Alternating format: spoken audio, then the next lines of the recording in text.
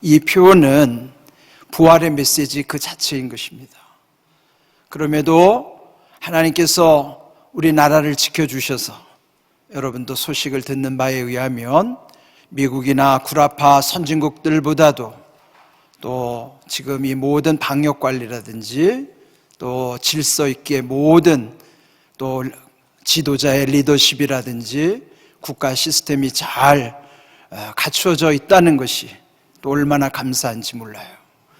또 위기 가운데 하나님께서는 기회를 주시는 것인데 여러분 소식을 들어서 아시지만은 미국의 전 국무장관이었던 키신저 박사가 예측하기를 이 코로나 사태 이후에 세계 질서는 새롭게 재편될 것이다. 저는 그 말에 일리가 있다고 생각을 합니다. 우리나라는 지금 이 어려운 때에 오히려 국운이 상승하고 있어요. 그러나 우리 옆에 있는 이웃나라 일본은 국운이 지금 침체되고 있습니다.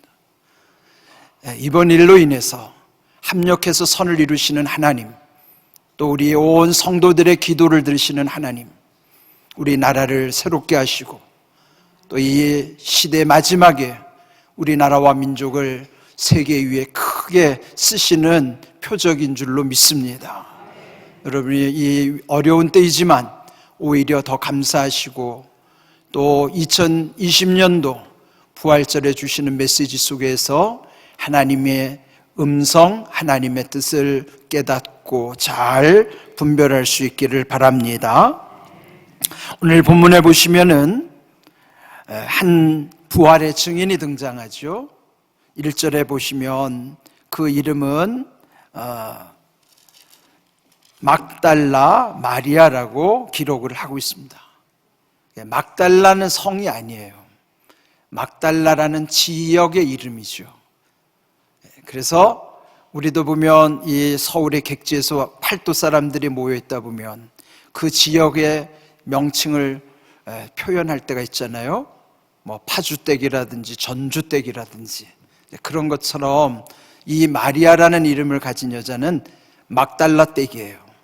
그러니까 막달라 지방의 마리아라는 사람이라는 거예요. 이 막달라 여인이, 막달라 마리아가 예수님이 부활하신 날 첫 증인으로 요한은 기록을 하고 있는 거예요. 예수님 당시의 여인의 위치라는 것은 지금과 다른 것이에요. 존재가 없어요. 이름도 밝혀주지 않아요. 그런데 이 놀라운 부활 사건 속에 여인의 이름을 기록하고 있고 여인의 역할이 이렇게 귀하게 드러난다고 하는 것이 얼마나 귀한 일인가를 또한 우리는 알아야만 하는 것입니다. 그 막달라 마리아는 누군가? 마가복음 16장 9절의 기록에 의하면 전에 7 귀신 들렸던 여인이었어요. 그런데 예수님 만나고 7 귀신이 떠나가고 그는 죄로부터 자유하며 구원받은, 그래서 예수님의 사랑을 평생 잊을 수 없는, 그래서 오늘 이 주님이 죽으셨다고 그러지만 안식 후 첫날, 우리로 말하면 오늘 주일이겠죠. 이 새벽에 예수님의 무덤으로 달려가는 것입니다. 안식일 동안에는 이동할 수가 없으니까 안식일이 끝나자마자 그 새벽에 주님의 무덤을 찾아가는 거예요. 그런데 놀랍게도 오늘 이 말씀 메시지 속에서는 그 무덤이 아닌 거기는 빈 무덤이었다는 것입니다. 빈 무덤이야말로 우리의 기독교 신앙의 부활을 가장 확실히 증거하는 것입니다. 오늘 이 부활의 첫 증인으로서의 소외된 여인이 등장하고 부활의 확실한 증거로 그 빈 무덤을 기록한 것도 하나님께서 부활이 얼마나 귀한 것인가를 우리에게 나타내 주시는 것입니다. 그렇다면 그 부활의 그 현실은 믿을 수가 없는 것이죠. 부활이야말로 우리에게는 믿을 수 없는 꿈만 같은 사실이라고 하는 것입니다. 요한복음 20장 9절에 보시면 그들은 성경에 그가 죽은 자 가운데서 다시 살아나야 하리라 하신 말씀을 아직 알지 못하더라. 그 이전에 죽었다가 살아난 사람이 없었고, 현실은 우리 가운데도 역시 죽었다가 살아났다 그러면 도저히 믿을 수가 없는 것이죠. 그럼에도 불구하고 성경은 우리에게 부활을 증거하고 있습니다. 이미 앞서 예수님은 요한복음 5장 29절에 선한 일을 행하는 자는 생명의 부활로, 악한 일을 행하는 자는 심판의 부활로 나아오리라 말씀하신 거예요. 이 말씀은 이 한 세상으로 끝나는 것이 아니고 누구든지 부활에 참여하게 된다. 다만 생명의 부활에 참여하는 자는 천국에 속하는 것이고, 사망의 심판의 부활, 즉 사망의 부활을 거기는 지옥인 것이에요. 천국과 지옥에 다 부활하는 곳이에요. 그래서 누구든지 다 부활하게 돼 있어요. 다만 그곳이 천국에서 부활하느냐, 지옥에서 부활하느냐, 생명의 부활이냐, 심판의 부활이냐, 그 차이만 있을 뿐이에요. 그래서 우리의 모든 삶은 이 세상이 끝나는 것으로 끝나는 게 아닌 것입니다. 다음 세상은 부활하는 곳이에요. 이 말씀을 주님께서 확실하게 우리에게 알려주셨죠. 그렇다면 부활의 메시지가 무엇일까? 다양하게 표현할 수 있지만은 예수님을 닮기를 그렇게 평생 사모했던 바울에 의하면 고린도전서 15장 끝부분, 고린도전서 15장의 끝이 57절 58절이거든요 15장은 부활을 주제로 기록한 말씀이에요. 그러니까 고린도전서 15장은 부활장 또는 소망장이라고 일컫는 것이죠. 여러분이 고린도전서 13장이 사랑장이라고 기록하는 것처럼, 히브리서 11장이 믿음장이라고 기억하는 것처럼 고린도전서 15장은 부활장, 소망장인 것입니다. 그런데 그 마지막 결론에 이렇게 말씀하시네요. 우리 주 예수 그리스도로 말미암아 우리에게 승리를 주시는 하나님께 감사하노니 그러므로 내 사랑하는 형제들아, 견실하며 흔들리지 말고 항상 주의 일에 더욱 힘쓰는 자들이 되라. 이는 너희 수고가 주 안에서 헛되지 않은 줄 알미라. 여러분 여기 보시면요, 부활의 마지막 결론 그 증언에서 바울은 하나님을 어떻게 간증할까요? 승리를 주시는 하나님으로 표현하는 거예요. 우리 감리교회 신앙고백 8번째 맨 마지막 교리적 선언에는 우리는 의의 최후 승리를 믿노라 이렇게 끝나요. 의의 최후 승리라는 것은 그 부활의 영광에 참여하는 것입니다. 사망 권세를 이긴 것은 모든 것을 이긴 것이에요. 그래서 우리가 믿는 하나님은 승리를 주시는 하나님이신 줄로 믿습니다. 그래서 우리는 늘 이 부활의 소망, 그 믿음 가운데 하나님께 늘 감사하는 것입니다.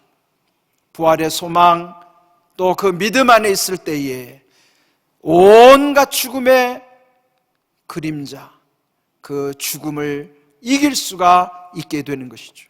그래서 사랑하는 형제들에게 권면하기를 견실하며 흔들리지 말라고 그랬습니다. 더 중요한 것은 항상 주의 일에 더욱 힘쓰는 자들이 되라. 여기서 중요한 건 항상 그리고 더욱 주의 일에 힘쓸 때에 마침내 우리가 수고하는 바는 주님 안에서만이 헛되지 않은 줄 믿습니다. 주님 안에 있지 않는 인생은 그 마지막이 헛될 수밖에 없어요. 허무한 인생인 것입니다. 그러므로 우리는 늘 승리를 주시는 하나님께 감사하면서 부활의 영광을 바라보는 것이요. 여러분이 동화 속에 이따금 교훈을 얻을 때가 있죠. 아이들이 좋아하는 동화에도 보면 이런 교훈이 있어요. 하루살이와 메뚜기와 개구리의 이야기예요. 어느 날 하루살이와 메뚜기가 같이 친하게 지내다가 저녁이 때에서 메뚜기가 말하는 거예요. 야, 이제 밤이 되었으니 우리 내일 만나서 또 즐겁게 지내자. 그러니까 하루살이가 의아해하는 거예요.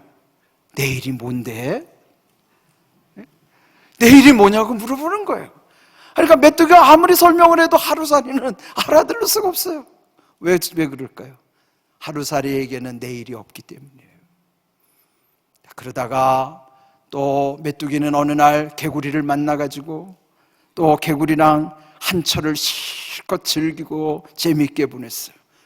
드디어 가을이 지나고 겨울이 다가오자 개구리가 이렇게 말하는 거예요. 야, 메뚜기야, 이제 겨울이 되어서 겨울잠을 자야 되니까 내년에 만나자.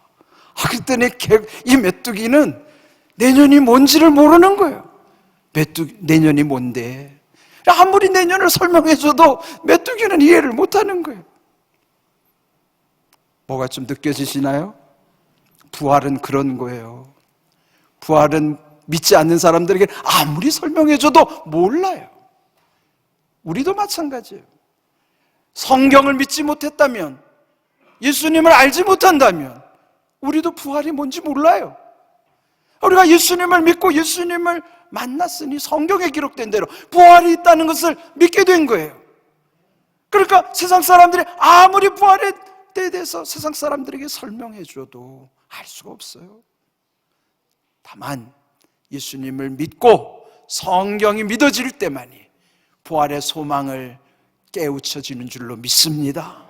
우리 인생이 그래요. 누구는 하루살이처럼 살고, 누구는 메뚜기 차원에서 살고, 누구는 개구리처럼 살지만 우리는 그 수준이 아니라 영원한 하나님 나라 천국의 소망을 갖게 되는 줄로 믿습니다.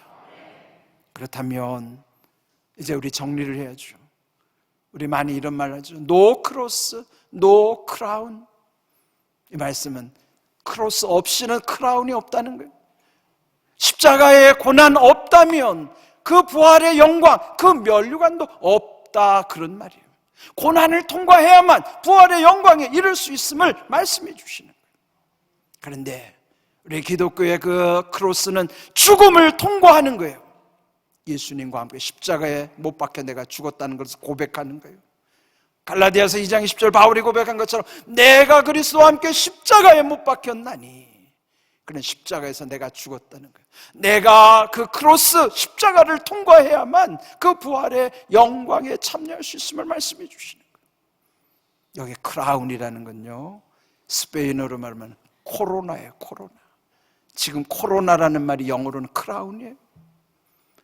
저는 이 코로나 사태를 겪으면서 아니 왜 이렇게 우리 기독교에서 이 면류관에 해당되는 코로나를 왜 이런 바이러스에다가 이름을 붙여놨을까? 저는 이것도 뭔가 계시적 의미가 있는 것 같아요. 예? 여러분, 우리는 지금 이 코로나를 통과하지만 우리에게 중요한 것은 그 코로나가 아니라 하늘의 크라운, 영원한 영광, 부활의 소망이 우리 가운데 있는 줄로 믿습니다. 예수님을 부활을 증거했던 그 막달라 마리아가 시체를 찾기 위해서 무덤에 갔지만 그 무덤은 빈 무덤이었어요. 교회는 무덤일까요? 빈 무덤일까요? 교회는 빈 무덤입니다. 그런데 오늘날 교회는 점점 무덤이 되어가고 있어요. 무덤이 되는 건 뭐예요?